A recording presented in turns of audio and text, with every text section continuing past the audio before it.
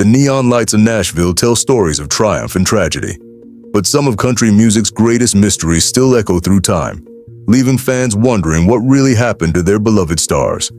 From unexplained disappearances to mysterious deaths, these are the stories that continue to haunt country music fans to this day. The year was 1967, when Bobbie Gentry released Ode to Billie Joe, a haunting tale that captured America's imagination. The song's mysterious narrative about something being thrown off the Tallahatchie Bridge became a cultural phenomenon, rocketing to #1 on the Billboard Hot 100 and earning her 3 Grammy Awards, including Best New Artist and Best Female Vocal Performance. The track spent an unprecedented 4 weeks at #1 and sold over 3 million copies worldwide. But it would be Gentry herself who would become an even greater enigma. At the peak of her career, with 7 albums and multiple Grammy Awards to her name, Gentry did something unprecedented in music history. She completely disappeared from public life. Born Roberta Lee Streeter in Chickasaw County, Mississippi, Gentry's rise to fame was meteoric. She wrote and produced her own music at a time when female artists were rarely allowed creative control, fighting against a male-dominated industry that tried to pigeonhole her as just another pretty face. Ode to Billie Joe wasn't just a hit. It knocked All You Need Is Love by the Beatles off the top of the charts, a feat that shocked the music industry. The song's impact was so profound that it spawned a 1976 film and endless speculation about what exactly Billie Joe and his girlfriend threw off that bridge. The mystery captured the public's imagination so completely that the Mississippi legislature officially named the Tallahatchie Bridge in honor of the song. Throughout the late 1960s and 1970s, Gentry continued to innovate. She became the first female artist to host her own variety show on the BBC, The Bobbie Gentry Show, which showcased her versatility as an entertainer. Her Vegas performances were legendary, featuring elaborate choreography and costume changes that would influence artists for decades to come. She wrote and produced Fancy in 1969, a song that would later become a signature hit for Reba McEntire, proving her enduring influence on country music. Her musical style defied categorization, blending country, pop, soul, and blues into something entirely her own. She collaborated with Glenn Campbell on multiple albums, including their cover of All I Have to Do Is Dream, which topped the country charts and solidified her crossover appeal. Despite being labeled a country artist, Gentry saw herself as a storyteller who happened to make music, often incorporating complex narratives and social commentary into her songs. Her sophisticated arrangements and production techniques were years ahead of their time, earning her respect not just as a performer, but as a musical innovator. By the late 1970s, she was one of the highest-paid performers in Vegas, commanding $1 million per year for her residency at the Desert Inn, an astronomical sum for the era. She invested wisely in real estate and business ventures, including shopping centers and production companies, suggesting she was preparing for a life beyond music. Her business acumen was as sharp as her musical talent, building a fortune that would allow her complete independence. But no one expected what came next. Total silence. The woman who had revolutionized country music and paved the way for future female artists would soon become the industry's greatest mystery. On March 4, 1975, singer-songwriter Jim Sullivan loaded up his Volkswagen Beetle and left Los Angeles, headed for Nashville. The 35-year-old musician had grown frustrated with the Hollywood scene and planned to restart his career in country music's capital. He had spent years playing 6 nights a week at a Malibu bar called The Raft, building a loyal following but never achieving the breakthrough he deserved.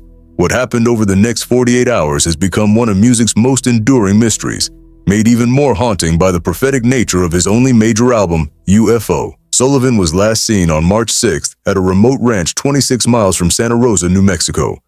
His car was found abandoned on the property, containing his wallet, guitar, clothes, and a box of his unsold records. The keys were still in the ignition, suggesting he hadn't planned to leave the vehicle behind. A Mesa Motel staff reported he'd checked in the previous night, but never made it to his room. A thorough search of the surrounding desert revealed no footprints, no signs of struggle, no blood, nothing to indicate what became of the promising musician. It was as if he had vanished into thin air. What makes this case particularly chilling is Sullivan's album UFO, released 6 years earlier. The record, which had gained a cult following in the Los Angeles music scene, featured songs about long desert highways and being taken away by aliens.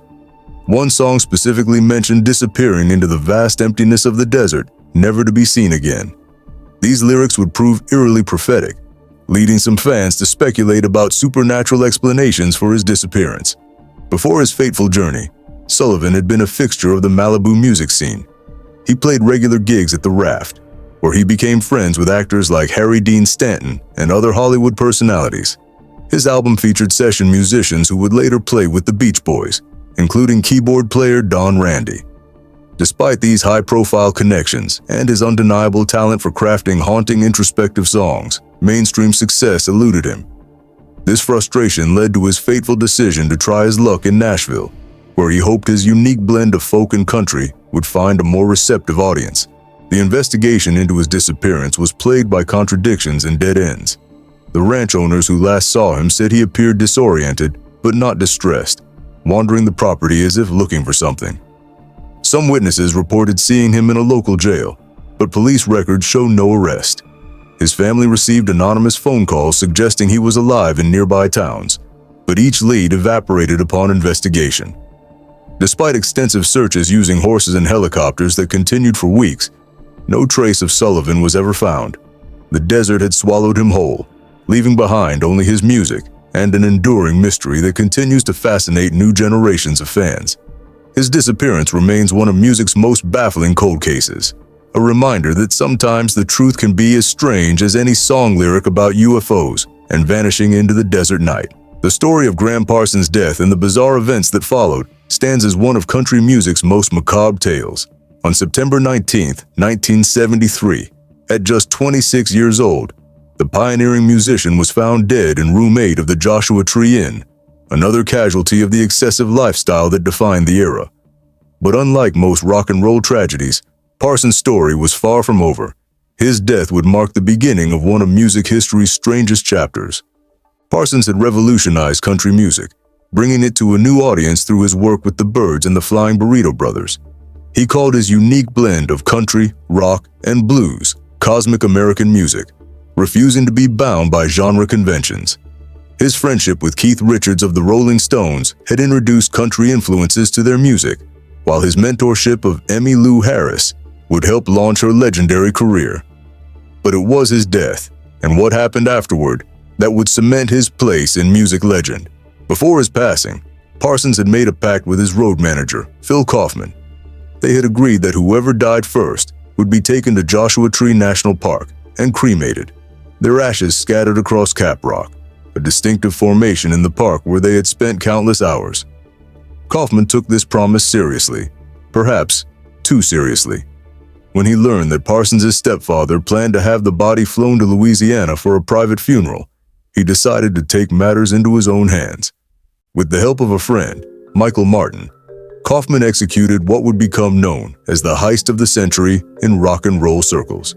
They borrowed a hearse, drove to Los Angeles International Airport, and through a combination of brazen confidence and forged paperwork, managed to convince airport staff to hand over Parsons' body. They were so convincing that airport employees even helped them load the casket into their borrowed hearse. The pair drove the body back to Joshua Tree, drinking Jack Daniels, Parsons' favorite whiskey, along the way. At Cap Rock, they doused the casket with gasoline and set it ablaze, fulfilling their friend's last wish in spectacular, if illegal, fashion. The resulting fireball drew the attention of campers, who reported the incident to park rangers. By the time authorities arrived, Kaufman and Martin had fled, leaving behind a partially burned casket and a story that would become legend. The legal aftermath was surprisingly mild. When caught, Kaufman and Martin were only charged with misdemeanor theft, since there was no law at the time against stealing a dead body. They were fined $700 for stealing the coffin. The incident led to the creation of new California laws regarding the theft of cadavers, informally known as the Gram Parsons Law. Parsons' partially cremated remains were eventually buried in Garden of Memory Cemetery in Metairie, Louisiana. But questions still linger about that night in Joshua Tree. What exactly happened in room 8 of the inn? Why did it take so long to report his death? And was Kaufman's desperate act truly what his friend would have wanted? Today, room 8 of the Joshua Tree Inn has become a pilgrimage site for fans, while Cap Rock draws visitors hoping to connect with the spirit of the man who changed country music forever. only to become one of its most enduring mysteries. In the early hours of New Year's Day 1953, country music lost its brightest star under circumstances that remain controversial to this day. Hank Williams Sr., just 29 years old but already a legend, was found dead in the backseat of his baby blue Cadillac somewhere between Bristol, Virginia and Oak Hill, West Virginia. The official cause was heart failure, but the events leading to his death would spawn decades of speculation, investigation, and conflicting accounts. The trouble began on December 30th, 1952, when Williams hired college student Charles Carr to drive from Montgomery, Alabama, to scheduled shows in Charleston, West Virginia, and Canton, Ohio. Williams was in no condition to travel. He had received multiple shots of morphine and vitamin B12 for his chronic back pain, and was drinking heavily despite his doctor's warnings. The weather was treacherous, with snow and ice making the mountain roads even more dangerous. When they stopped at the Andrew Johnson Hotel in Knoxville, Tennessee, Williams was so ill that a doctor was called to his room. Dr. P.H. Cardwell allegedly administered more morphine and vitamin B12 shots. According to Carr, Williams stumbled to the car, clutching a paper bag containing several unfinished songs. These would be the last lyrics he ever wrote, and they've never been found. The next few hours are where the mystery deepens. Carr claims he noticed Williams was unresponsive at a gas station in Oak Hill, West Virginia. He rushed to the local hospital, where Williams was pronounced dead on arrival. But other witnesses tell different stories. Some say they saw Williams alive at different locations. A service station attendant in Bristol claimed Williams was already dead when the Cadillac stopped there, hours earlier. The undertaker who examined the body reported signs suggesting Williams had been dead for several hours before reaching the hospital. Adding to the confusion were the contents of Williams' system. The autopsy revealed alcohol and traces of morphine, but the levels weren't consistent with a simple overdose.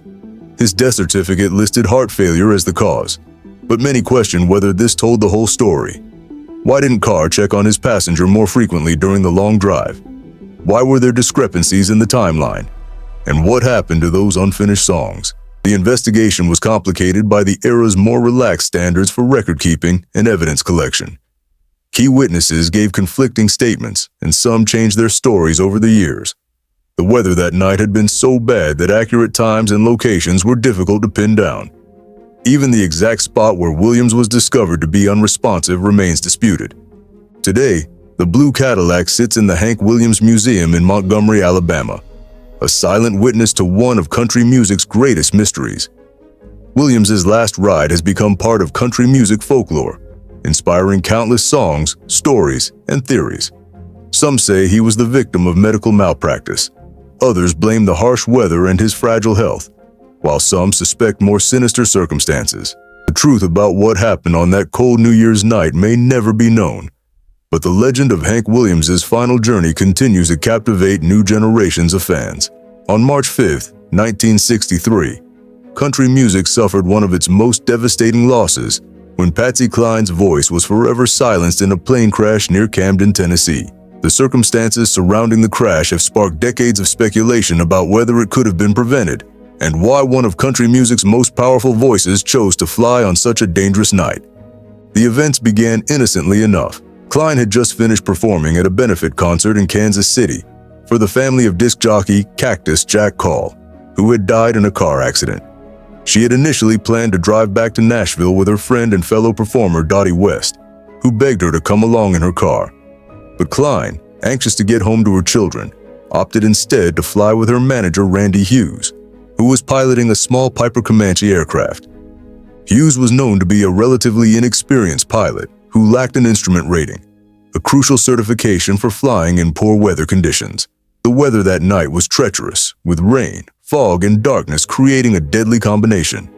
Multiple pilots had already grounded their aircraft, refusing to fly in such conditions. But Hughes, perhaps feeling pressure to get his star performer home, decided to take the risk. The flight made several stops due to the deteriorating weather conditions. At each stop, witnesses later reported that Cline had opportunities to abandon the journey. In Dyersburg, Tennessee, their last stop, the airport manager strongly advised Hughes to stay grounded until morning. He warned them about the dangerous conditions and offered them free hotel rooms for the night. But Hughes, who had already invested hours in the journey, decided to press on toward Nashville. They were only 90 miles from their destination, What happened next has been pieced together through witness accounts and crash investigation reports. Hughes, flying in near-zero visibility, became disoriented, a common and often fatal occurrence for pilots without instrument training. The Piper Comanche crashed into the side of a hill in the Tennessee woods with such force that parts of the aircraft and its occupants were scattered over a wide area. Along with Cline and Hughes, fellow country stars Hawkshaw Hawkins and Cowboy Copas also perished in the crash. The investigation revealed that Hughes had likely experienced spatial disorientation, losing his sense of the aircraft's position to the ground. This phenomenon, known as the leans among pilots, is particularly dangerous for those not trained in instrument flying. The wreckage pattern suggested the plane was in a steep dive when it impacted the ground, indicating Hughes had completely lost control of the aircraft in his final moments. The crash site has become a pilgrimage destination for fans, marked by a memorial plaque that draws visitors from around the world. But questions still haunt those who study the incident. Why did Hughes, knowing his limitations as a pilot, choose to fly in such dangerous conditions? Why didn't Cline, known for her strong personality and good judgment, insist on staying grounded? The tragedy serves as a stark reminder of how a series of seemingly small decisions, each reasonable in the moment, can compound into disaster.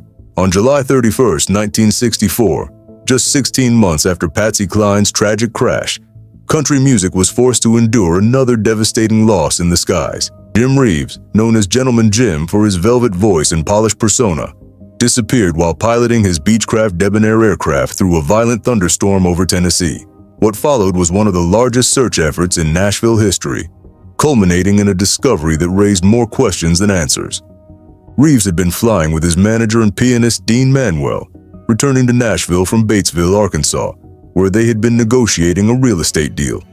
Despite being an experienced pilot with over 2,000 hours of flight time, Reeves found himself battling severe weather conditions as they approached Nashville's Berryfield. The air traffic controllers lost radar contact with his plane at 4:52 p.m., just a few miles north of the airport. Unlike many aviation incidents of the era, Reeves was instrument-rated and fully qualified to fly in poor weather conditions. He had recently purchased the Beechcraft, a sophisticated aircraft equipped with modern navigation equipment. These facts have led many to question what could have gone so wrong for such a capable pilot. Some speculate that the violent thunderstorm may have caused structural damage to the aircraft, while others suggest that Reeves might have become disoriented in the thick clouds. The search for the missing plane became one of the most extensive in Tennessee history. Over 700 volunteers, including many country music stars, combed the dense woods and hills around Nashville. Elvis Presley reportedly offered his private helicopter to assist in the search. For 3 days, there was no sign of the aircraft, leading to wild speculation and false reports of sightings across multiple states. Finally, on August 2nd, the wreckage was discovered by a local farmer in a heavily wooded area near Brentwood, Tennessee. The plane had crashed nose first into the ground, burying much of the fuselage several feet deep. The investigation revealed that the aircraft had gone into a steep dive, possibly after experiencing severe turbulence. Both Reeves and Manuel died on impact, but the discovery of the crash site only deepened some of the mystery surrounding the incident. Why did it take so long to find a plane that had crashed so close to Nashville? Some witnesses reported hearing an explosion before the crash, though investigators found no evidence of mid-air disintegration. Others questioned why an experienced pilot like Reeves would fly into such severe weather when he could have diverted to numerous nearby airports. Perhaps most intriguing were several items recovered from the crash site years later. In 1990, a local resident found Reeves's briefcase containing business documents and personal effects, perfectly preserved despite lying in the woods for 26 years. This late discovery led some to question whether the initial search had been as thorough as reported, and what other evidence might still lie buried in the Tennessee woods. The tragedy marked the end of an era in country music, as Reeves had been at the forefront of the Nashville sound that dominated the genre in the 1960s. Like his friend Patsy Cline before him, his death in a plane crash seemed to underscore the dangerous romance between country music stars and private aviation. Yet his music lived on, with posthumous releases continuing to top the charts for years after his death, proving that even tragedy couldn't silence Gentleman Jim's velvet voice. The Grand Ole Opry, country music's most hallowed stage, has been home to countless triumphant performances and career-making moments. But beneath the glow of its famous lights lies a darker legend, the so-called Curse of the Opry, a pattern of tragedy that has haunted some of its most beloved performers. While skeptics dismiss it as coincidence, the string of misfortunes that has befallen Opry members over the decades has led many to wonder if there's something more sinister at work. The origins of the alleged curse are often traced back to 1923, when the Opry first broadcast from Nashville's National Life and Accident Insurance Building. According to legend, the building was constructed on ancient Native American burial grounds, though no historical evidence supports this claim. What can't be denied, however, is the striking number of Opry members who have met tragic ends shortly after performing on its stage. The most frequently cited example is Hank Williams Sr., who gave his final Opry performance in 1952. After being dismissed from the Opry membership for excessive drinking and missing shows, he died just months later on New Year's Day 1953. His last known performance was at the Skyline Club in Austin, Texas, where he reportedly told the audience, "The Opry won't have old Hank much longer." Whether prescient statement or tragic coincidence, his words have become part of the curse's lore. Jack Anglin, half of the popular duo Johnny and Jack, died in a car crash while driving to Patsy Cline's funeral in 1963. Cowboy Copas and Hawkshaw Hawkins, both Opry regulars, perished alongside Cline in her infamous plane crash.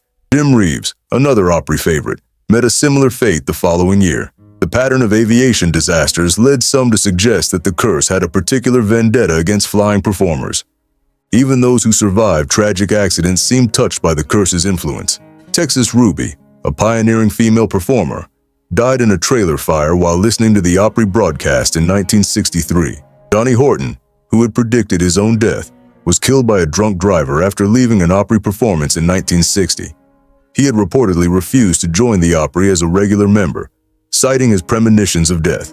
The modern era hasn't been immune to the curse's alleged influence. Porter Wagoner, a longtime Opry host, died shortly after celebrating his 50th anniversary as a member. Keith Whitley, who had just begun making regular appearances at the Opry, died of alcohol poisoning in 1989. Even non-fatal incidents have been attributed to the curse, from career-ending injuries to mysterious illnesses that struck performers after their Opry debuts. Vendors of the Opry point out that with thousands of performers having graced its stage over nearly a century, statistical probability suggests that some would meet unfortunate ends. They argue that the curse is simply a way for people to make sense of random tragedy. Yet the legend persists, whispered about in dressing rooms and discussed in hushed tones by stagehands who've worked there for decades. Whether supernatural force or simple coincidence, the curse of the Opry has become an indelible part of country music folklore. Some modern performers even reference it in interviews, half-jokingly asking for protection before their Opry debuts. Like all great legends, it continues to evolve, adding new chapters with each passing decade, ensuring that the mystery of the Opry curse remains as enduring as the institution itself. On May 9, 1989, country music lost one of its most promising stars when Keith Whitley was found dead in his Nashville home. At just 33 years old, Whitley had finally achieved the success he'd dreamed of, with 3 consecutive #1 singles and a rapidly rising career. But beneath the polished exterior of his public persona lay a man wrestling with demons that would ultimately lead to his untimely death from acute alcohol poisoning. Though the circumstances surrounding his final hours remain shrouded in mystery, Whitley's relationship with Al began in his teenage years, touring with Ralph Stanley's bluegrass band. By his own admission, he started drinking at age 15, learning from older musicians who used alcohol to cope with life on the road. Despite his struggles, his talent was undeniable. His rich traditional voice earned comparisons to country legends, and his interpretations of songs like "Don't Close Your Eyes" and "When You Say Nothing at All" would influence a generation of country artists. The morning of his death presents a puzzling timeline. His wife, country singer Lori Morgan, was touring in Alaska when Whitley had breakfast with his brother-in-law Lane Palmer. Palmer reported that Whitley was in good spirits, showing no signs of intoxication. Yet just hours later, producer Reggie Young found Whitley dead in his bed. The autopsy revealed a blood alcohol level of 477, nearly 5 times the legal limit for driving and well into the lethal range. What happened in those crucial hours between breakfast and Whitley's death has been the subject of intense speculation. Some close to him suggest he had been drinking the night before, and the alcohol was still in his system. Others believe he consumed a massive amount of alcohol in a very short time after Palmer left. The coffee cup found beside his bed tested positive for alcohol, leading to theories that he had been drinking straight vodka from it, a practice some said he had used to hide his drinking. Adding to the mystery were the contradictory reports about Whitley's state of mind in his final days. He had recently told friends he was getting his drinking under control and was excited about upcoming projects.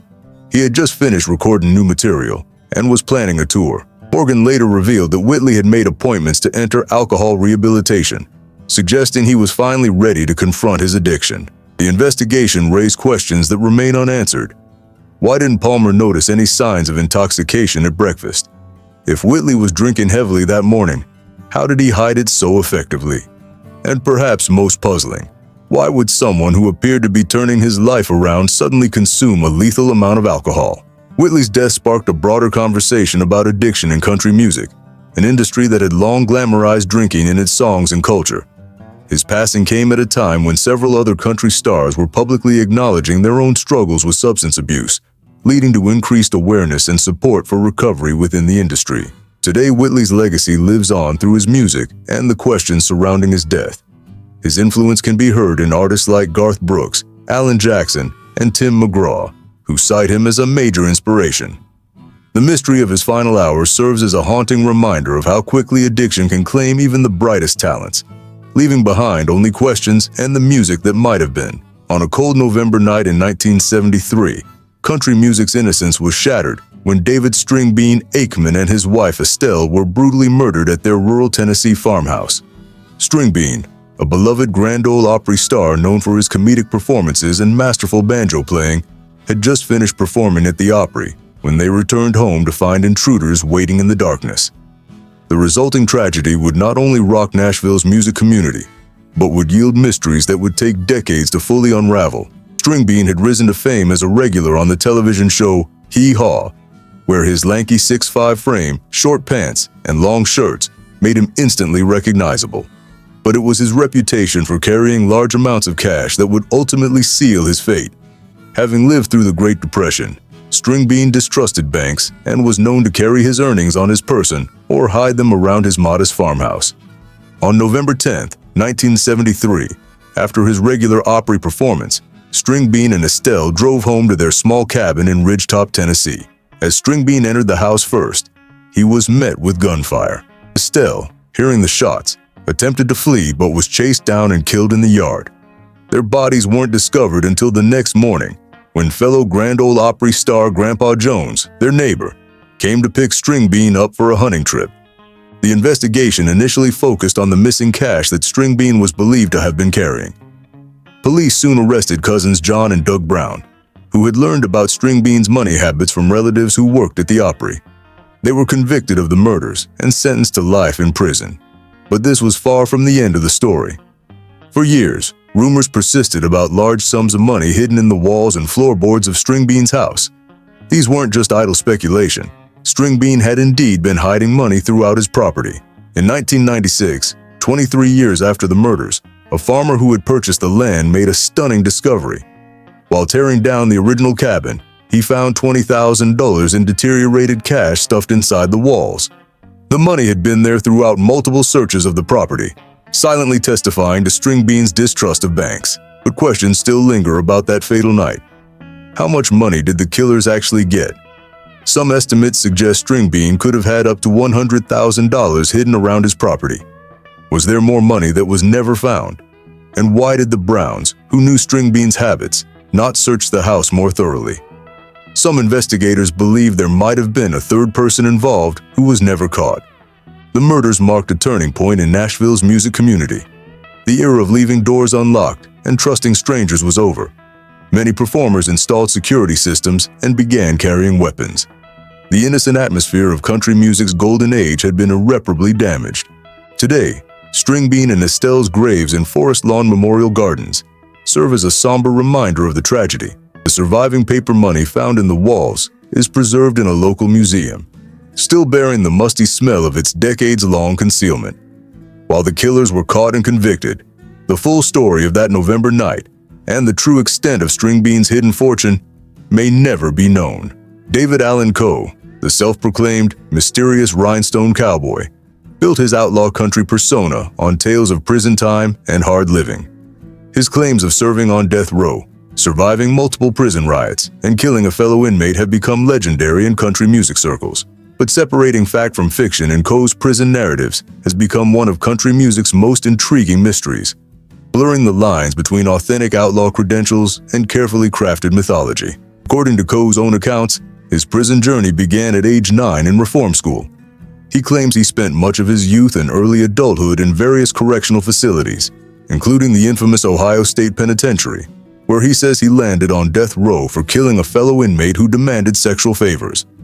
He maintained that his sentence was later commuted to life, and he eventually secured his release after serving 20 years. The reality, however, appears more complicated.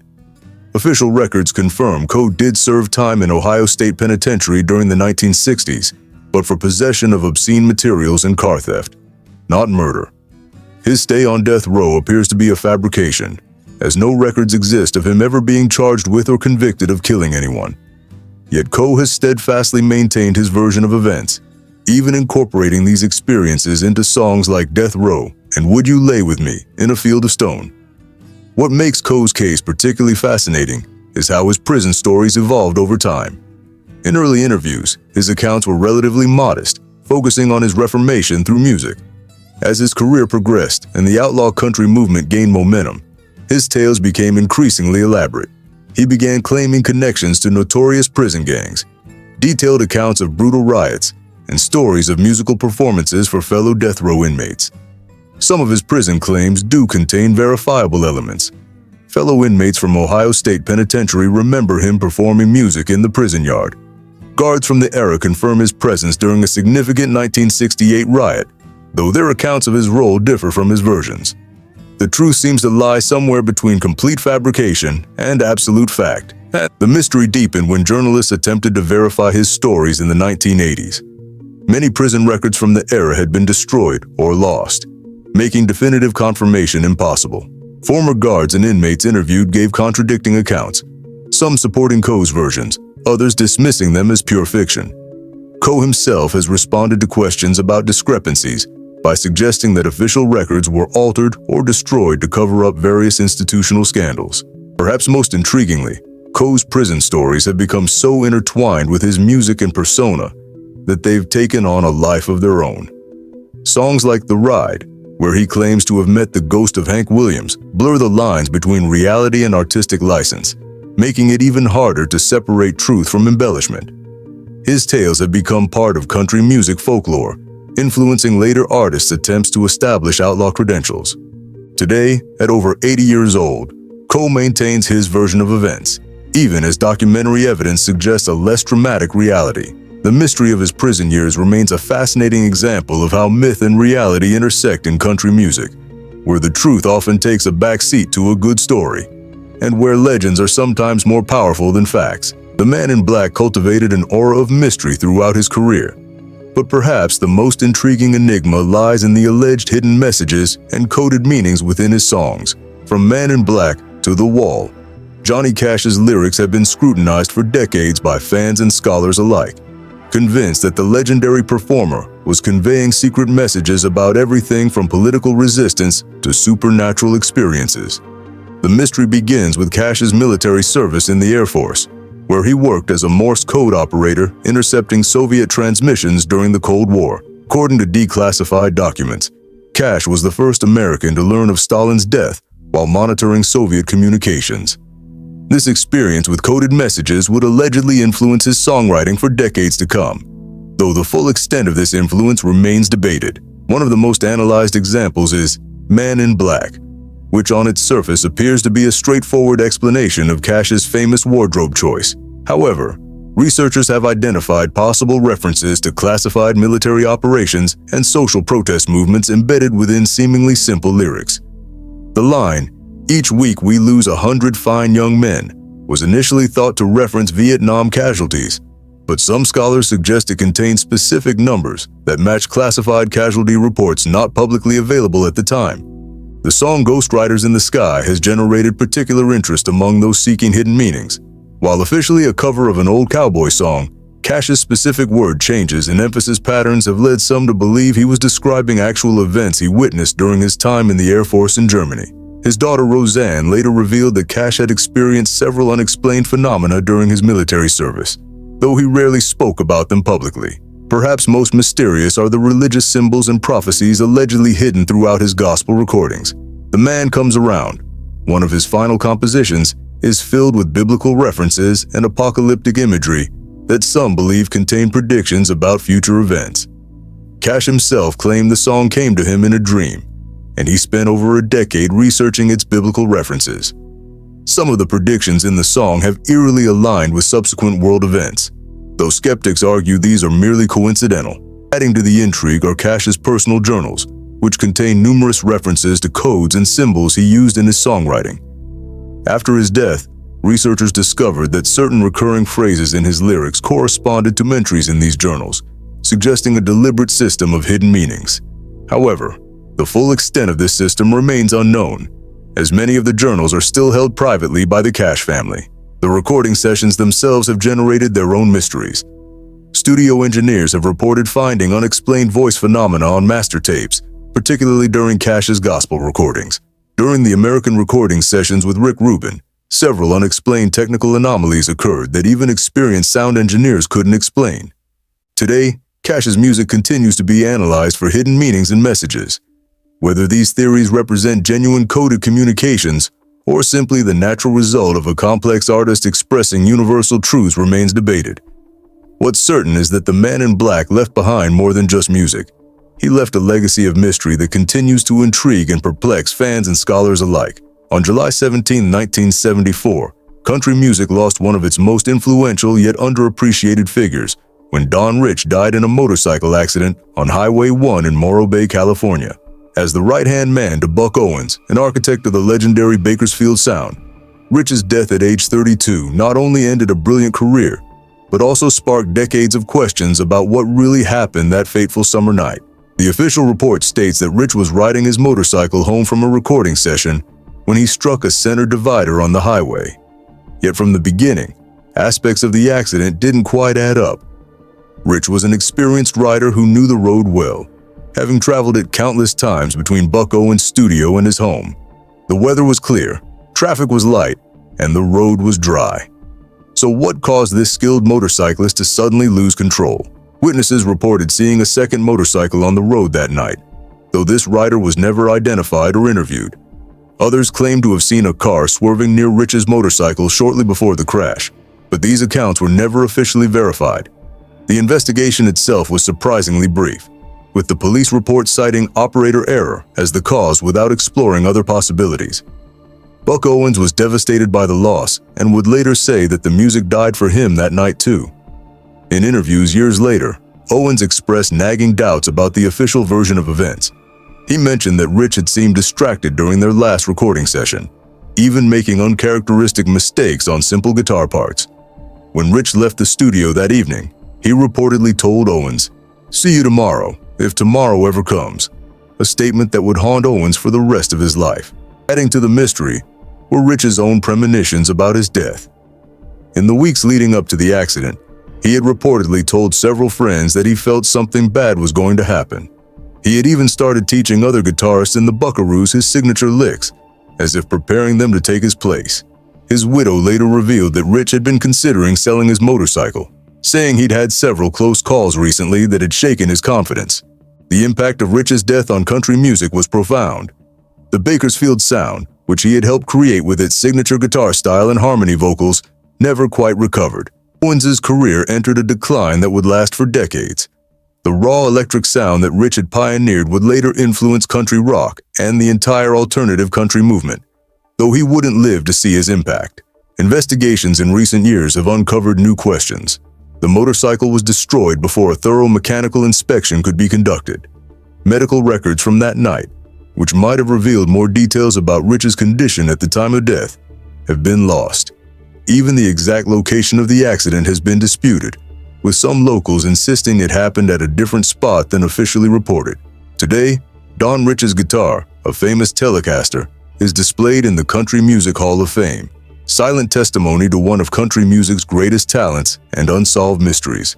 While we may never know exactly what happened on Highway 1 that summer night, Rich's influence on country music continues to resonate through the generations of guitarists who followed in his footsteps.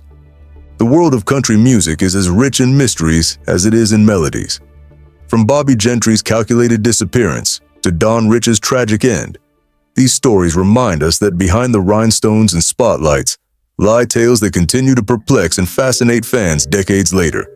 Each unsolved mystery adds another layer to country music's complex tapestry, weaving together threads of triumph and tragedy, success and silence. Some of these mysteries may never be solved.